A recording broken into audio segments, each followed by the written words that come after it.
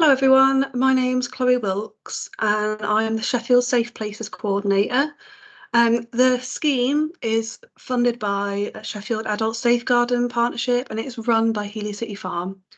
You're here today because your workplace is a safe place, which is part of a national network of organisations who want to be a safe place for vulnerable people in your area. Because it's a national network, it is across the whole country. There's lots of different towns and cities that have this scheme. So when you're next out and about, see if you can spot the Safe Places sticker in any windows, because they'll be part of the scheme. So this training was developed and made in partnership with disabled people across Sheffield and adults with support needs who attend placement at Heeley City Farm. We normally do this online or in person. We're super flexible. So today we're just doing a recording of this to put into the staff handbook. As part of this training, we have developed a short handbook with what is expected, what we expect as a safe place. This includes videos we have chosen to help you to understand the experiences and perspectives of people you may help in your job. We hope you take the time to please have a look at these videos. They're only short and we really do think they're very informative and will teach you a lot. We hope this helps you feel more confident, comfortable, and that's safer in helping people and supporting people in your role. So Sheffield Safe Places is a co-produced project, so it's run partly with our member volunteers who all have lived experience of feeling vulnerable in the community. Our volunteers are mostly adults with learning disabilities who help to deliver the training, and over the years we have worked with many great organisations and companies who want to be more accessible and friendly to as many people as possible, which is great. We hope that you will take the time to read all this, do the training, and ask any questions if you need. I'm always here to send an email or call to ask any questions or do any additional training if you need. So what is Safe Places? Sheffield Safe Places aim to support vulnerable people to feel safe when they're out and about in Sheffield. If someone needs help, for example, they're lost, ill, frightened, they can enter the nearest safe place to get help. Many organisations in Sheffield are already prepared to help people and they already do this already and they're doing a great job. But the Safe Places project helps to direct people to these places. So we have an app and a website and a member scheme which helps vulnerable people and people who maybe just be a bit nervous to get out and about find safe places if they ever get in trouble. And alongside this, and our member volunteers, we run fun workshops and groups in the community to teach people about safe places, which is always fun to do, and it gets people talking about what they want in the community, and it gets people knowing about businesses and what's out in Sheffield for them to do. So it's really great for your organisation and to get an advert out there that you guys are safe and a friendly place to go to. So, who is it for? You may come into contact with lots of different people during your day, and this can sometimes be challenging, but often people's behaviours are a result of what has happened to them, and it's not personal. So we want you to think compassionately and kindly, and as you're only seeing a snapshot and a part of someone's day. So it's good to reflect and think about why someone may be upset or angry or even triggered. This is some of the people who you may be coming into contact with your job and with Safe Places. So it could be people with mental health difficulties, dementia, learning disabilities, brain injuries, but also hidden disabilities as well. People not always want to disclose that they have a disability or that they need help. That's why we're just asking for people to be compassionate, kind, patient, and friendly. So this iceberg image is a really good representation of what people might see. So if you imagine for a second that this iceberg is a person, on the outside, they may have this. They may be having a laugh. They may be happy, high self-esteem, social, have a good social life, they're eating well, and they're looking after themselves. And behind the facade of what somebody might be putting across to you, it means that they have a safe and warm home, maybe savings, maybe money to spend on social activities, time to spend on hobbies, a sense of purpose in life, being part of a community. They might have healthy relationships. And this is a really good representation of reflecting on why somebody is why they are. It's just a really memorable way of remembering it, I think. That's why I put it on here. But on the other side, this iceberg and this person may be upset or angry or triggered. And it's a good way to remember for you to take a step back and to just have a deep breath if maybe you're upset or by you're finding it difficult to interact with this person. If you just remember on the outside, there may be this. They may be dealing with all this stuff on the outside. There's unhealthy relationships, bad personal hygiene. They may be really angry and confrontational. They may be short-tempered. They may have health issues. But that's just a little bit of their life, and that is just a little bit of them. And it doesn't define them, and it doesn't define who they are or what they do. And it is something that you can help them with if you're just friendly and kind. And taking a step back and being patient and understanding can make a huge difference to someone's day and ultimately improve everything. Because behind, you never know what's happening in someone's life. They might be dealing with all this under the water. They might be isolated. They might have no family or friends, maybe super stressed. They may be having a really bad day and they don't want to take it out on anyone, but it just happens to. So trying to spin things back around and remember this image that you're just seeing a snapshot of someone's day is really, really important. So why might someone need a safe place? There's lots of reasons why somebody might need a safe place, and these are just some of the most common ones. It might be they're lost, they're just looking for directions to nearest bus stop or a taxi or things like that. They might be really anxious or distressed. They might have got separated from a support worker, a carer or a friend. They may have lost a personal item such as a bag or a phone. They might have been mugged or taken advantage of. They may have been a victim of a hate crime or an incident, and they might be feeling unwell or injured as well. So I was going to skip over that video because I put that in the handbook. So how to support a vulnerable person. We ask for you to provide a safe and supportive environment, to contact the appropriate emergency services if needed and if they ask for it. Contact one of the people named on the back of the Safe Places card, which I'll talk about later. Allow the person to speak to the named person if desired, and allow the person to wait on the premises until the named person, police, ambulance, taxi, arrives, or if they feel safe to leave. We would like you to help them access a quieter place where they feel safer. Maybe offer a cup of tea or a glass of water, and then also signpost them to any other local support networks, other Sheffield Safe Places, any charities, any local organisations that may be able to help them.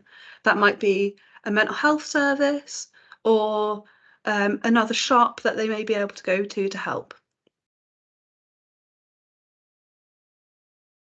So this here is the Safe Places card, All of our members who sign up to the scheme receive a Safe Places pack, which looks like this.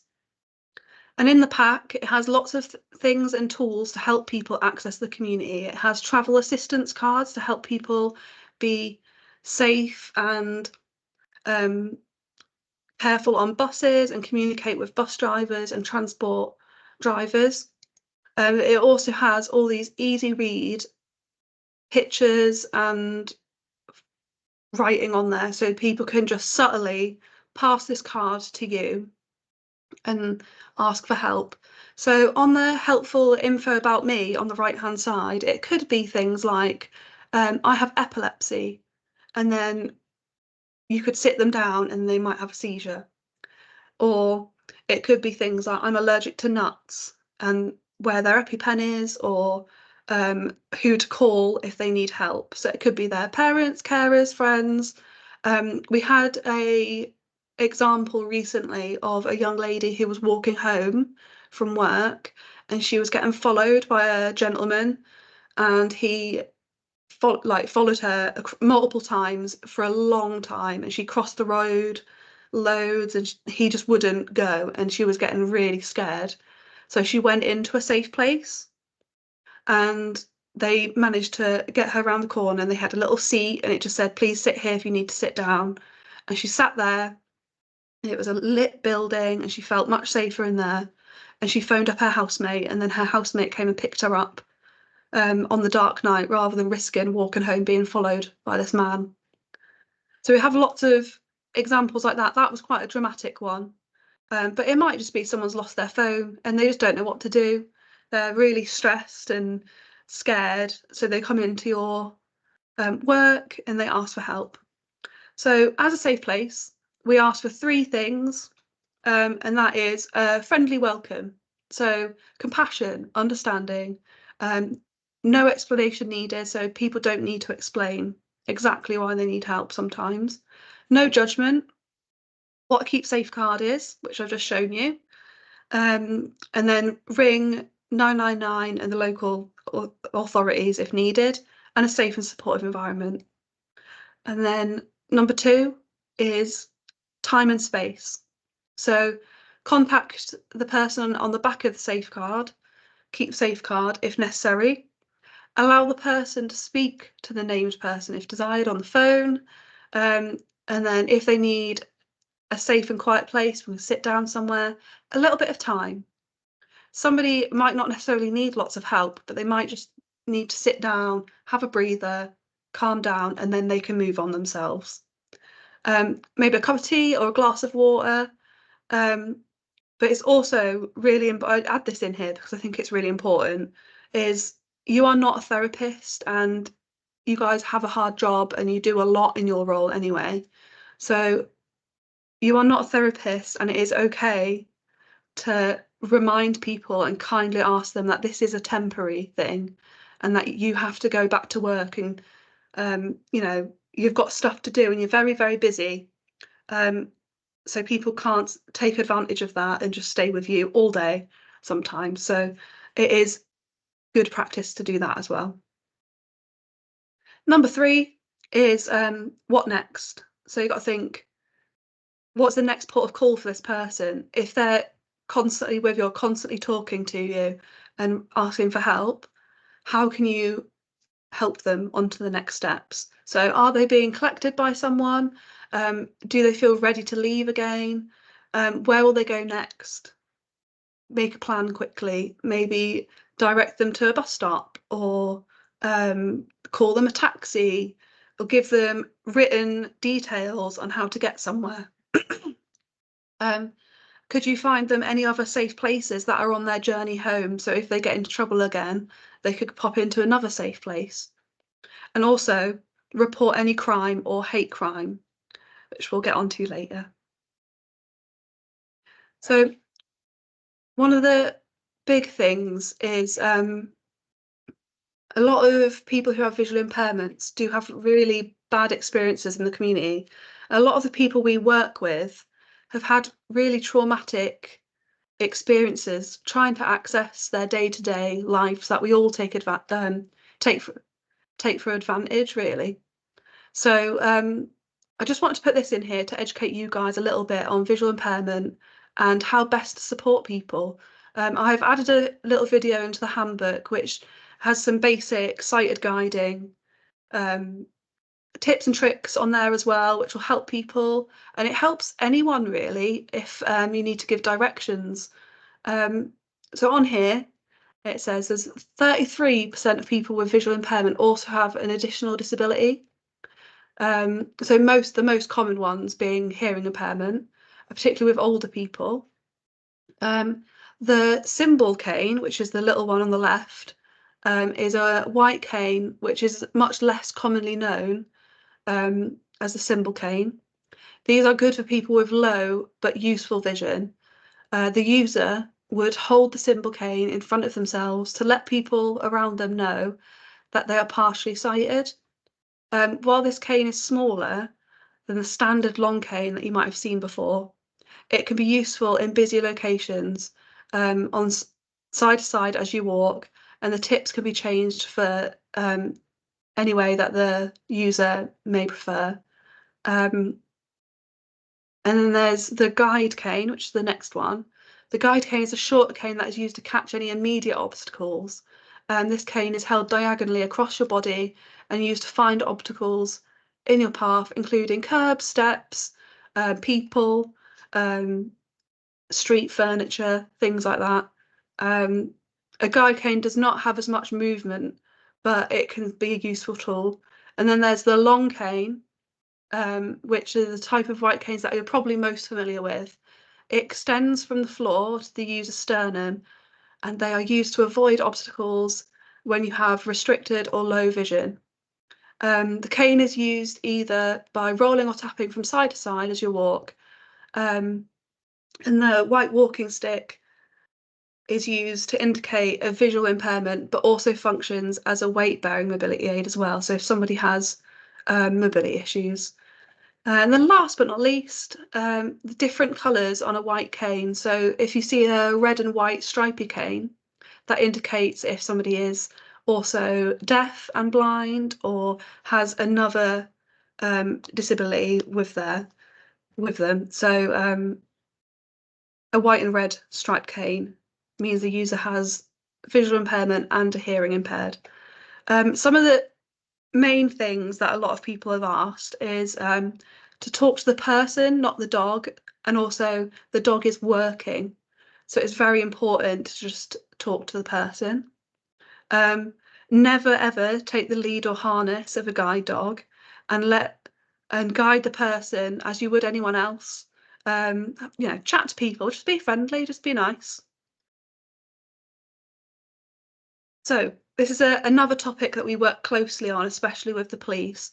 It's most people have heard of hate crime, but not a lot of people have heard of mate crime.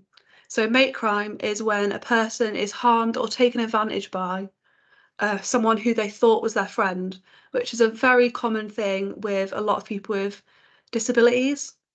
And the perpetrator, some of the examples here is financial abuse, physical abuse, emotional abuse, and sexual abuse. And it can often lead to very serious crimes. A lot of people don't really know what this is, and it's good to keep an eye on and just reflect on it and keep an understanding and report it, which is most importantly we're asking for you to do. Some examples of mate crime is when the perpetrator might demand or ask to be lent some money and then not pay it back, or they might misuse or borrow and not return property of a person. So it might be, oh mate, can I borrow your bag? And they're like, yeah, you're my friend, you can borrow my bag. And then they never give it back. And when the person has received their benefits and been shopping, and the perpetrator may visit and clear the cupboards of all the food and alcohol and all their belongings. A lot of people with support needs and learning disabilities and things like that, they may not be as like streetwise or as understanding of people because they just want to be friends or have the quote unquote like normal relationships. with people, and people can take advantage of this, and that's why we want to try and raise awareness of it. And it can often lead to physical abuse as well. So it starts off quite small and it doesn't seem that bad, but then it gets worse and worse, and it escalates into emotional abuse. They might become manipulative or mislead the person, and the perpetrator might make them feel worthless and call them names, and they might groom the person as well into a criminal offence or into a gang, which then can lead into other types of abuse as well. So it's really important to report any inklings of this, really. And the best way to report is through Stop Hate UK. So this video here is a really good example of what mate crime is, and I put this in the handbook. It relates to hate crime, but it's particularly targeted at vulnerable people. So hate crime is a criminal offence which is targeted towards anyone's race, religion, sexual orientation, transgender identity, or disability. And 82% of disabled people have had experienced people calling them names or shouting at them in person or in the street. Many of our volunteers have had this. 34 have experienced this online. 44% have had been threatened, hurt, or coerced into doing things, which is a massive difference compared to 23% of non-disabled people. 34% said that they were victims of sexual abuse, and 16% have been threatened or coerced into doing things on the internet. It's a massively underreported crime, and we do a lot of work in Sheffield to try and raise awareness of it, because 70,000 people, disabled people, report being a victim of a hate crime in the last year, but that's only a fraction of the people affected, because only 1 out of maybe 5 people report the abuse. So the best way to report anything like this is Stop Hate UK, or the council website, which has the hate crime and hate incidents. So if you just type in report a hate crime, it comes up, and it's really quick form, and you don't need to put loads of details in. It doesn't need to be any of your details or any personal information. It might just be the person's gender, age, and what's happened and where you were. So it might be your workplace, what happened, what you heard. It might be a racial slur, or somebody, having their money taken off them, and that will go directly to the police and to the government watchdog that can then help to make our areas safer in Sheffield by putting more police officers there and more cameras and more ways of helping people. So, talking of helping people, one thing we have found doing our workshops and working in the community is there's a lot of parent carers and unpaid carers out there that are doing amazing work and don't have the support of any formal support out there a lot of the time. And we get this in a lot of workplaces. Life can be super stressful and really tough sometimes, and mental health services are really hard to access. So we just wanted to share this support. It's kind of like a support social network called Together All, and I'll see if the video works. I don't think it'll play the sound, but it is a really good app, an online network where you can share any worries and talk to people, and they also have licensed therapists on there, and a crisis line as well, which is 24 hours. So if you ever feel anyone's in trouble, or you just want to have a bit of a rant and you're upset and you don't know who to talk to, give Together All support a try. We're not sponsored. I think it's really good. So yeah, it's super informal support services for everyone. They have called a brick wall, where you can even do little drawings or creative things on there to share with other people and how you're feeling. So last but not least is Sheffield Safe Places is here for you guys. It's here to make sure people in Sheffield are supported and you feel comfortable doing this as well. So if you ever need anything, any advice, any support, you can always give me an email at the Sheffield Safe Places, and we can help you out. We had somebody recently who didn't know how to help someone who was undiagnosed with dementia, and we helped them get in touch with Age UK, and get some support, formal support through a social worker that way. So there's lots of things out there that we can help you with.